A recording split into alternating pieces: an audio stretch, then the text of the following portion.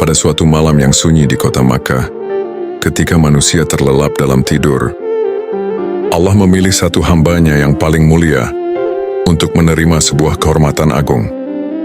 Malam itu dikenal sebagai Isra Mi'raj, perjalanan luar biasa Nabi Muhammad yang tidak pernah terjadi pada manusia sebelumnya. Peristiwa Isra Mi'raj terjadi pada masa yang sangat berat bagi Rasulullah. Tahun itu dikenal sebagai Amul Huzn, tahun kesedihan. Istri tercinta beliau, Khadijah radhiyallahu anha, wafat. Pamannya yang selalu melindungi beliau, Abu Thalib, juga meninggal dunia. Dakwah di Makkah mendapat penentangan keras, bahkan perjalanan ke Taif berakhir dengan penolakan dan lemparan batu. Dalam kondisi hati yang sedih namun penuh keteguhan iman itulah, Allah menghadiahkan sebuah perjalanan agung sebagai penghibur dan penguat bagi Rasulnya. Pada suatu malam, Malaikat Jibril alaihissalam datang menemui Rasulullah di Masjidil Haram. Dada beliau dibelah dibersihkan dengan air Zam-Zam, lalu diisi dengan hikmah dan iman sebagai persiapan menghadapi perjalanan luar biasa. Rasulullah kemudian dinaikkan ke atas makhluk bercahaya bernama Burak, yang langkahnya sejauh mata memandang. Dalam sekejap beliau melakukan perjalanan dari Masjidil Haram, Makkah, menuju Masjidil Aqsa, Baitul Maqdis. Dalam perjalanan Isra, Rasulullah singgah di beberapa tempat bersejarah dan melaksanakan sholat 2 rakaat sebagai penanda kemuliaan tempat-tempat tersebut. Sesampainya di Masjidil Aqsa, Rasulullah mendapati para nabi dan rasul telah berkumpul. Beliau kemudian menjadi imam sholat bagi seluruh nabi, menandakan bahwa beliau adalah penutup dan pemimpin para nabi. Setelah peristiwa Isra, dimulailah Mi'raj, yaitu perjalanan Rasulullah naik menembus langit demi langit bersama Malaikat Jibril.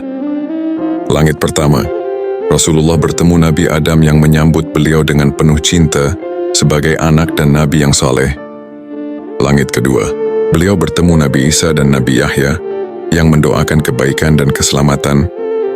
Langit ketiga, Rasulullah bertemu Nabi Yusuf yang dianugerahi separuh ketampanan dunia. Langit keempat, beliau bertemu Nabi Idris, seorang nabi yang diangkat ke tempat yang tinggi. Langit kelima, Rasulullah bertemu Nabi Harun yang dikenal lembut dan dicintai kaumnya. Langit keenam, beliau bertemu Nabi Musa yang kelak memberikan nasihat penuh kasih kepada Rasulullah terkait sholat. Langit ketujuh, di langit tertinggi Rasulullah bertemu Nabi Ibrahim yang bersandar di Baitul Ma'mur, tempat para malaikat tawaf, Sidratul Muntaha dan ketetapan sholat. Rasulullah kemudian sampai di Sidratul Muntaha, sebuah pohon besar yang menandai batas akhir makhluk. Di sana beliau menyaksikan keagungan ciptaan Allah yang tidak dapat digambarkan dengan kata-kata. Pada momen inilah Allah mewajibkan sholat 50 kali sehari semalam kepada umat Islam. Ketika Rasulullah turun, beliau bertemu Nabi Musa yang menyarankan agar meminta keringanan. Rasulullah bolak-balik menghadap Allah hingga akhirnya ditetapkan menjadi 5 waktu sholat, namun dengan pahala tetap 50. Allah berfirman bahwa ketetapannya tidak akan diubah, dan Dia Maha Pengasih kepada hamba-hambanya. Kembali ke Makkah dan ujian keimanan. Dalam malam yang sama Rasulullah kembali ke Makkah. Ketika beliau menceritakan peristiwa Isra Mi'raj, banyak orang kafir Quraisy menertawakan dan mendustakannya. Namun Abu Bakar As-Siddiq tanpa ragu berkata, "Jika Muhammad yang mengatakan maka itu pasti benar."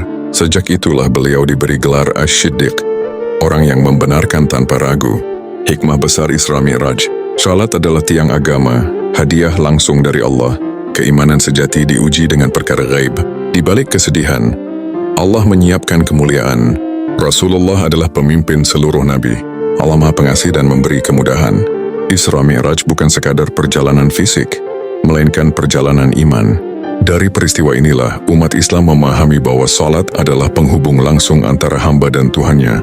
Tanpa perantara, tanpa jarak. Dirikanlah salat untuk mengingatku. Qiyus Taha ayat 14. Wassalamualaikum warahmatullahi wabarakatuh.